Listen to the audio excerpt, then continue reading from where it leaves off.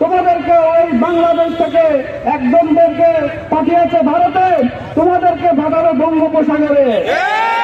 তোমরা প্রস্তুতি নাও, আর যদি তোমরা মুজিবের ভুল বুঝতে পারো, তবে জুলাইয়ের যে গণ আকাঙ্ক্ষা, জুলাইয়ের গণভোটের যে রায়, এই রায়কে মেনে নিয়ে বাংলাদেশকে একটা সুখী সমৃদ্ধশালী দেশে পরিণত করো।